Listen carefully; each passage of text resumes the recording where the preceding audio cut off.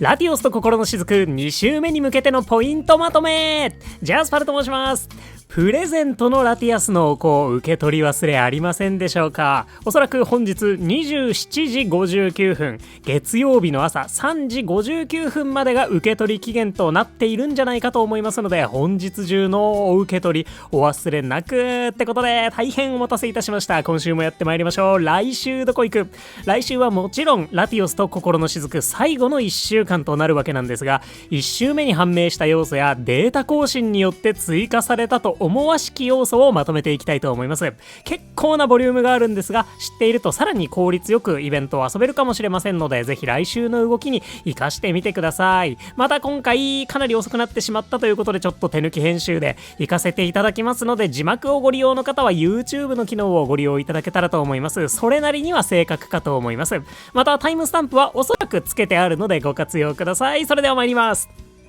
ということで、まずは超ざっくり来週の予定を確認して、その後でいろんな情報をまとめていきたいと思います。データ更新で追加されたっぽいデータに関しては、一応イベントのネタバレになりそうな要素を取り扱いますので、動画の最後で触れながら考察したいなと思います。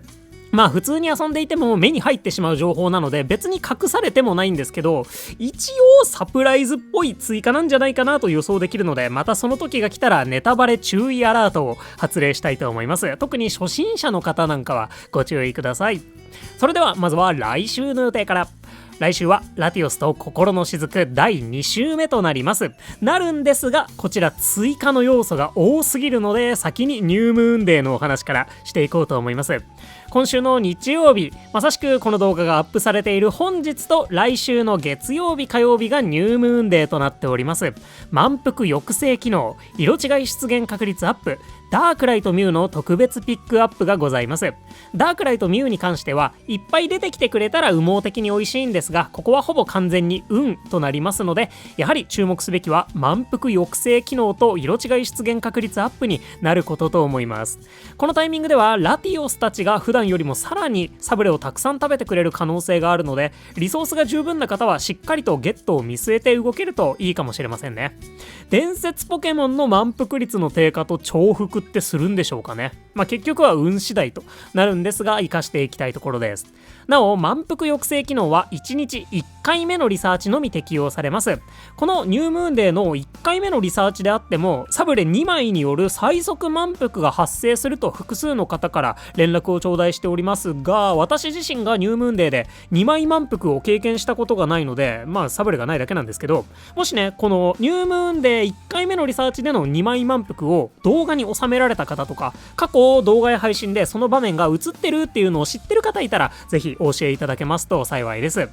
そんな感じで満腹は結局のところ運なんですが、ラティオスたちのゲットにお役立てください。満腹抑制機能でした。そして色違い出現確率アップ、これはねもちろん来てくれればサブレ1枚での確定ゲットになりますので、何から何まで最高ですよね。そして色違い出現確率アップには満腹抑制機能と異なり、1日1回目のリサーチのみという制約は特に書かれておりませんので、マジのガチの色違い狙いの方は分割睡眠で6リサーチ分狙うっていう方もいらっしゃるみたいです。なお2回目のリサーチでは羽毛が手に入りませんので、諸刃の剣なんですが、色違いのロマンには変えられませんかね。さらに若草 EX ではもともと色違い出現確率アップの効果がありまして、 EX の色違い確率アップのみイベントボーナスのものと重複するみたいなので、最大まで確率を高める場合は EX で分割睡眠になるかと思います。あとはもう徳を積む以外にやれることないんじゃないかと思うので、よろしければ高評価やハイプでご支援いただけますと私とても助かりますので、あまりにも人助けになり徳がたまるはずです。皆さんの色違いを祈っております。そんなわけでニュームーンデーは分割をする際の羽毛だったり、2回目のリサーチの満腹抑制機能ないよみたいなところにはご注意ください。さあそれではラティオスと心の雫の追加要素について確認していきましょう。これがなかなかたくさんあるんですよね。まず基本的な部分は今週同様となっております。早口でいきます。開催フィールドは若草ラピスアンバー EX、 木の実はドラゴン固定他2種ランダム、毎日イベント眠気パワーあり、ラティオスと一緒に眠ると眠気パワーにボーナス、ドラゴンタイプの強化、ドラゴンタイプのピックアップ、睡眠タイプごちゃ混ぜ、若草にミニ竜と達兵出現といった感じですでにだいぶ多いんですが、これらに2周目で変化するポイントが加わります。全部で8つありますね。再び木の実ガチャ、大きいカビゴン、もっとドラゴン強化、交換所にアイテム追加、2周目のミッション追加、イベント眠気パワーランク9以降追加、2周目のパック追加、最終日眠気パワー 1.5 倍。多いんですよねこちらね、簡単なものはさらっと、重要そうなところはしっかりめに解説していきます。まず再び木の実ガチャですね。今週が終わるとフィールド移動が挟まれますので、今一度ドラゴン以外の木の実2種と料理ガチャに挑むことになります。相変わらず EX でガチャるためには EX チケットも必要なので、今月の分を残り何枚残しておくかとか、来月の周年イベントでガチャりたいよっていう計画がある方なんかは、そのあたりも念頭に置いて EX チケットを使ってみてください。そんな再び木の実ガチャでした。続いて大きいカビゴン。来週のカビゴンはおそらく31万エナジーほどすでに持っている状態から始まるものと思われます。伝説イベント2週目の恒例ですね。大きいカビゴンの名の通り、若草 EX スーパー1のカビゴンを基準とした30万9675エナジーで始まるものと思われます。ラティアスリサーチの時はこうでした。これにより通常若草本島ではスタート時からマスター4で始まるほか、難易度の高いフィールドにも一応挑みやすくなりますね。ただし後ほど追加ミッションのところでも出てくるんですが、カビゴンをマスター5にしようというミッションが追加されるものと思いますので、マスター5までいけそうかどうかっていうのは気にしてみてください。そんな2周目の嬉しいポイント、大きいカビゴンでした。続いてもっとドラゴン強化。2周目はドラゴンタイプのスキルレベルの強化がさらに大きくなります。1周目はプラス2だったところプラス5まで跳ね上がりますので、ゲットしただけのラティアス、ラティオス、ジジーロンもスキルレベルマックスでお手伝いしてくれますし、オンバーンもかなり強化されたり、ボーマンダの鍋拡張とかチルタリスの元気チャージなんかもさらに使い勝手が良くなることでしょう。特に初心者の方にとってはオンバーンがめちゃめちゃ強力な一体となってくれます。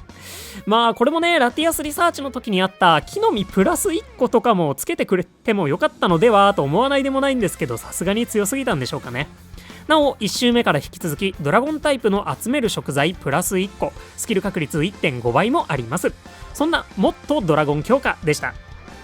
続いて交換所にアイテム追加です。おそらくお安いラティオスのお香2つ、ラティアスのお香1つ、ラティアスサブレ2枚、万能飴 S10 個が追加されるものと思います。ラティアスリサーチの時の追加アイテムはこちらでした。これのラティオスバージョンになってラティアスのお香も追加されるとのことなんですけど、これが1個なんじゃないかなと予想しています。来光炎帝水訓リサーチの時は2周目に追加されたお香って各1つずつだったんですよね。そんななんやかんやなんですけれども、ちょうどねニュームーンデーのタイミングなんかで使えるサブレが増えるというのはありがたいなと思うので、こちらもアイテム交換計画に組み込んでいきましょう。そんな交換所にアイテム追加でした。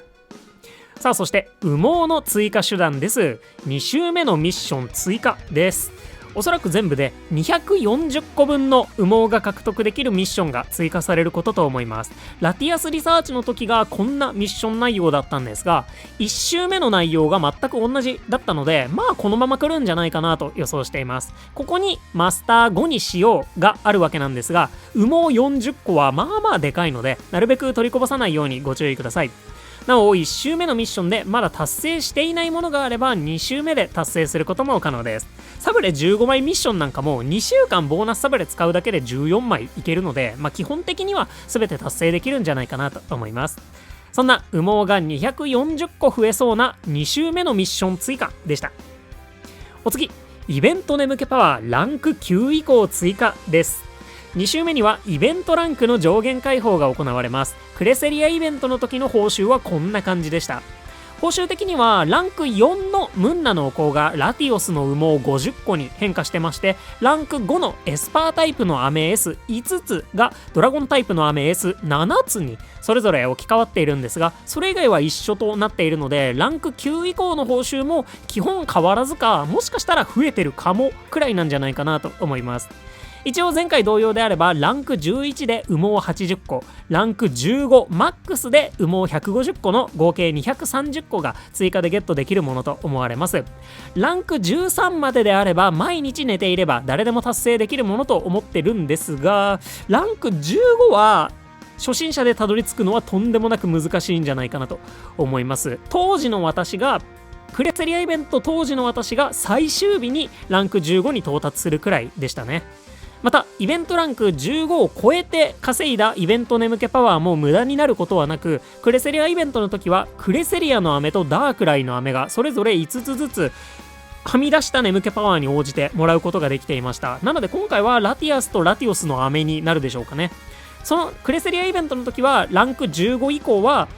5500万眠気パワー、1億1000万眠気パワー、1億6500万眠気パワーみたいな感じで5500万眠気パワーずつ上限が増えて、それをクリアしていくごとに飴がもらえるみたいな感じだったんですけど、今回は必要眠気パワーが前回の 1.5 倍くらいに増えているので、そこがどうなるのかといったところですかね。ちなみに前回の私で3回分クレセリアの飴15個とダークライの飴15個がもらえるくらいでした。一応眠気パワーを稼ぎ続けることにも意味はあるぜってことで覚えておいてください。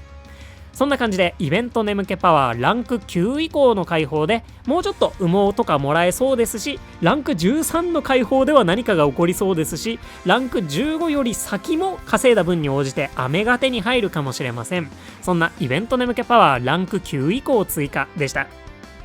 お次2週目のパック追加、これも一応羽毛の追加手段となりますね。内容こちらとなっています。サブレと羽毛って感じのめちゃくちゃ潔いパックです。意外と悪くないので検討してみてほしいなと思うんですが、無課金的には来月の周年イベントでサブスキルの種入りパックが発売される可能性があるので、そちらも合わせてご検討ください。昨年は周年パックの3000ダイヤのパックに銀種が入っておりました。そんな羽毛の追加手段2週目パックの追加でした。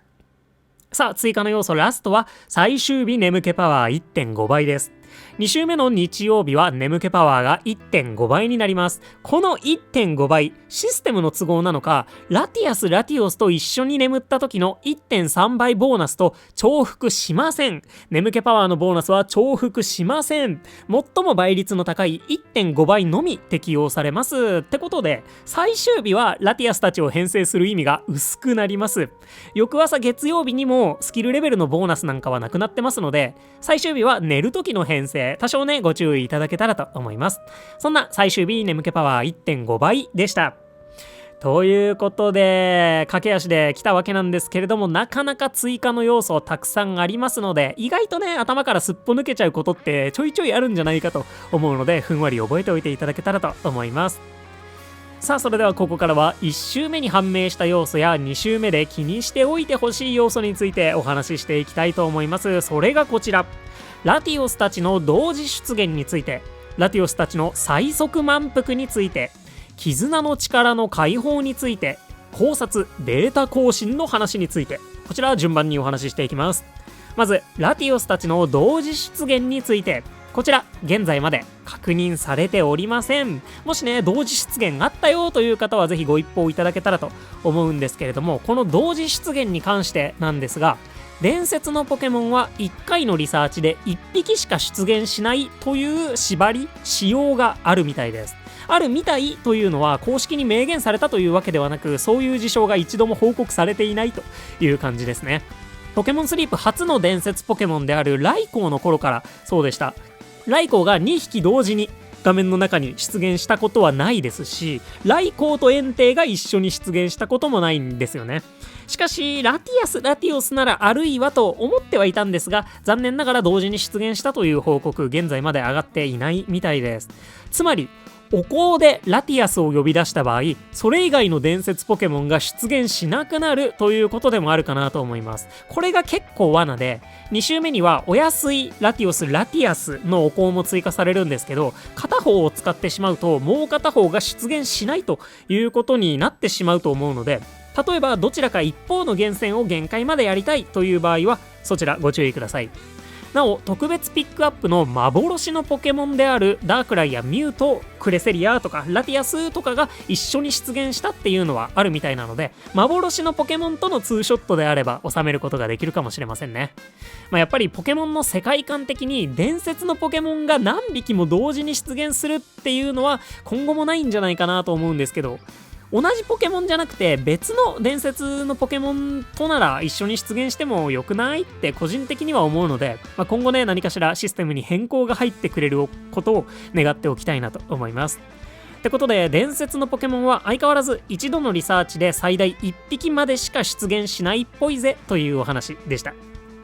続いてラティオスたちの最速満腹について、ミニロードマップにてアップデート 3.5.0 で伝説のポケモンの満腹率が低下する旨が伝えられました。なぜか 3.5.0 アップデートの項目に満腹率の低下は記載されていなかったんですが、皆さんの体感はいかがでしょうか。この満腹率の低下、残念ながらサブレ2枚による最速満腹は解消されていないとのことです。2枚で満腹になったという話をたくさん聞いております。ニュームーンデーでさらに満腹率が下がるのかも未知数ではあるんですが、一応2枚満腹はあるってことで、ニュームーンデーや追加のサブレも駆使してゲットを狙う際にねご注意ください。こちらもね今後また改善されると嬉しいポイントかなと思いますね。そんなラティオスたちの最速満腹変わらず2枚でした。続いて絆の力の解放について、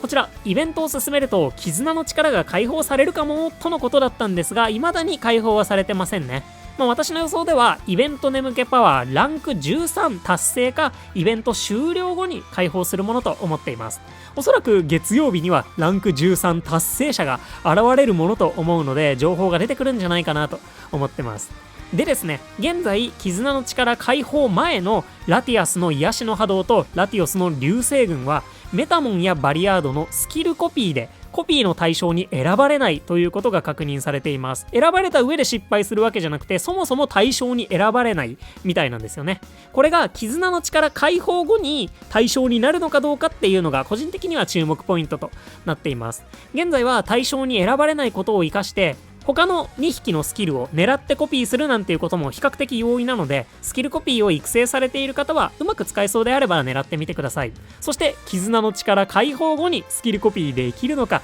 お教えいただけたらと思います。私もバリアードもメタモンも育成しているので、分かったらまた動画にしたいなと思います。そんな絆の力の解放についてでした。さあ、そして最後、考察データ更新の話についてなんですけれども、こちらネタバレ注意アラート発令したいと思います。イベントのネタバレになりかねない要素が含まれます。こちらイベントのネタバレになりかねない要素が含まれます。実際にネタバレになるかもまだわからないんですけど、イベントストーリーを純粋に楽しまれたい場合はここで動画を閉じていただいて、プレゼントのラティアスのお香の受け取りだけ忘れずにやっていただいて、また次回の動画でお会いできたらと思います。ってことで、ここからはネタバレにつながりそうな要素について考察していきたいと思います。3、2、1。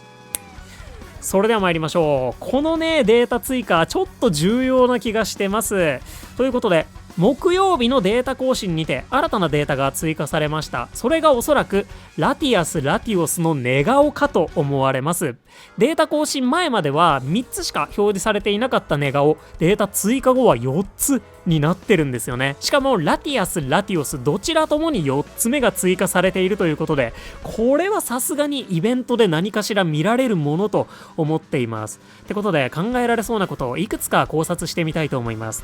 イベントで全員寝顔リサーチ可能、寝顔の解禁のみ、寝顔解禁後は同時出現あり。パルがパッと思いつくのはこの3点ですね。まずはイベントで全員寝顔のリサーチが可能ってことで、個人的にはこれが一番嬉しいやつですね。イベントでこの追加されている寝顔を見ることができるんじゃないかっていう考察です。クレセリアイベントの時はイベント眠気パワーランク13まで達成することで、13到達後の次回のリサーチにてダークライが確定で登場し、その寝顔を見せてくれた後、サブレなしで仲間になってくれるというイベントが発生しました。これに近いことが起こるんじゃないかっていう考察ですね。で、ここで考えられることめっちゃあるんですよね。例えば、もしそれがラティアス・ラティオスだとして確定出現してくれるのであれば、お香なしで出現してくれるのとか、ならアイテムの交換計画にちょっと変更が生じそうだなとか、サブレもう1枚多く使えるかもとか、なんならお香なしで羽毛はもらえるんだったら使える羽毛も増えるかもなとか、ダークライの時はちゃんと羽毛ももらえてましたね。そしてもし万が一確定でゲットできるようなことまであれば、その時点でのフレンドポイントってどうなるのとか、ゼロの方がお得なんじゃないとか、もし2匹同時に出現するなら仲良しのお香でチャンスつく確率を上げた方が良くないとか、寝顔の報酬が大きいのであれば幸運のお香とか集中のお香とかを使っているとうまうまなんじゃねなどなど、主にお香絡みでいろんな選択肢が考えられると思うんですよね。でこちらもおそらく月曜日にはランク13達成者が現れるんじゃないかと思うので、その爆裂眠気パワーニキネキが情報を公開してくれるようであれば、それをチェックしてから次の作戦を考えるっていうのがいいんじゃないかなと思います。ちなみにクレセリアイベントの時は無課金初期勢のパルがランク13を達成したのは木曜日前後でしたね。でその次のリサーチで出てくるとなれば、私くらいのリサーチャーであればそれなりに考える猶予はあるんじゃないかなと、情報落ちてくる猶予あるんじゃないかなと思ってます。私もね情報を拾えたらまた日々の動画でお伝えしようと思います。ってことでイベントでリサーチ可能であれば挙動をチェックしてお香やら何やらの戦略を考えましょう。続いて寝顔の解禁のみだった場合、こちらは文字通り解禁されるだけ以降自力で見つけてくださいねっていうパターンですね。この場合運と気合で見つけるしかないんですけど、例えば解禁後に使えるお香を多めに残しておこうとか EX に行くのはやめておこうかななんていうことが考えられるかなと思います。 EX では星3寝顔のラティアス・ラティオスの抽選がおそらく7億眠気パワーとかそれ以上とかになっていそうなので、もし寝顔がシンプルにお腹の上ねとかなんか特別な星4寝顔とかであれば、星3寝顔よりも抽選に必要な眠気パワーが多い可能性も考えられますよね。普通のポケモンであれば星3と星4の差ってそこまではないんですけど、彼らがどうなるのかっていうのは完全に未知数なので、一応そういう可能性もありそうだぞってことで気にしてみてください。個人的には普通にプレイしてて分かる形で寝顔追加しちゃってるので、こんなの期待せざるを得ないのでイベントで出してくれるんですよねっていう気持ちではあるんですが、どうなるでしょうかね。そして最後は寝顔解禁後は同時出現ありってことで、もしこの寝顔が2匹同時に出現するタイプの寝顔なんだとしたら、現在は1リサーチで1匹しか出現しない伝説のポケモンなんですが、以降はラティ兄弟に限り2匹とも出現する抽選がされるかもしれませんね。もしそうなったらラティオスの中ピックアップを生かしつつラティアスのお香を置ける可能性も浮上するかと思うので、もともとラティアスのお香を来週使う予定のある方は寝顔解禁後に使ってみると、もしかしたら2匹同時にリサーチできるとかあるかもしれませんね。本当にこの仕様って寝顔が解禁された後にさらにワンクッション出てくるかどうかが必要なので、すぐにはね情報が出てこないんじゃないかなと思います。なので当てにするというよりはオカルトだけどやってみるかくらいの感じでやってみてください。ってなわけでね、ラティアス・ラティオスの寝顔が追加されているっぽいぞっていうことで、もし爆速でランク13を達成した先人たちから何かしらの情報がわかる形式であれば、来週の動き方その時にまた微調整していきたいなと思います。もしね爆速でランク13達成された方いたら、そちらどうだったかっていうのもね情報をお教えいただけますと幸いです。